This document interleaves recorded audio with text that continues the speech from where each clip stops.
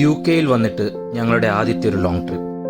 അത് വാൽസിംഗ്ഹാമിലുള്ള അവർ lady of വാൽസിംഗ്ഹാം ചാപ്പലിലേക്ക് തന്നെ ആവാം എന്ന് കരുതി.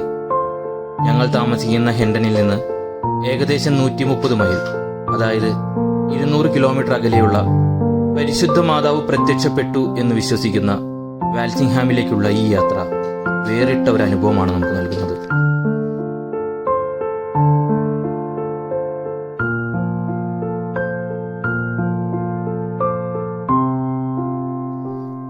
മോട്ടോർവേയും മേജർ റോഡുകളും പിന്നിടുന്നതോടെ UK-യിലെ അതിമനോഹരമായ ഗ്രാമപ്രദേശങ്ങളിലേക്ക് നമ്മൾ പ്രവേശിക്കും.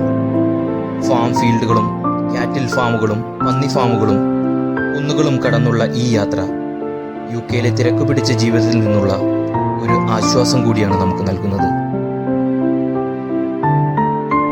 അതിമനോഹരമായ ഒരു ഫോറസ്റ്റ് കൂടി പിന്നിടുന്നതോടെ നമ്മൾ വാൽസിംഗ്ഹാം എന്ന ആ പുണ്യഭൂമിയിലേക്ക് പ്രവേശിക്കും.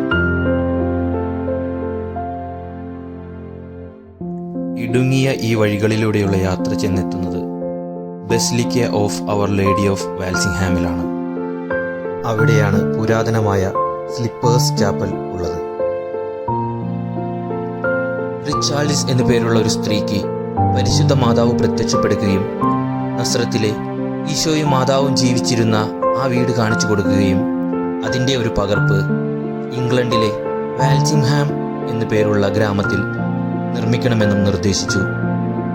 1340കളിൽ നിർമ്മിച്ച ആ ചാപ്പൽ 1538 ഇംഗ്ലണ്ടിന്റെ റീഫോർമേഷന്റെ ഭാഗമായി തകർക്കപ്പെടുകയും 1896-97 കാലഘട്ടത്തിൽ പുനർനിർമ്മിക്കുകയും ചെയ്തതാണ് ഇന്ന് കാണുന്ന ഈ ചാപ്പൽ.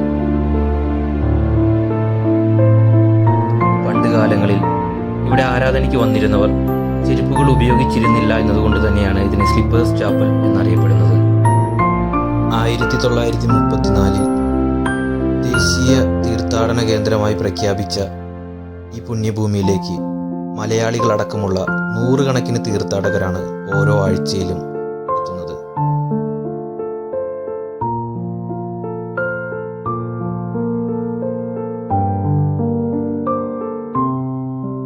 അങ്ങനെ മാതാവിൻ്റെ അനുഗ്രഹത്തോടെ ഞങ്ങളുടെ പ്രയാണം ഇവിടെ ആരംഭിക്കുന്നു.